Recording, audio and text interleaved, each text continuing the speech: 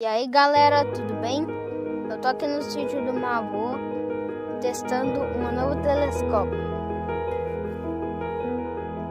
Eu já fiz algumas gravações aqui nele e eu vou mostrar pra vocês.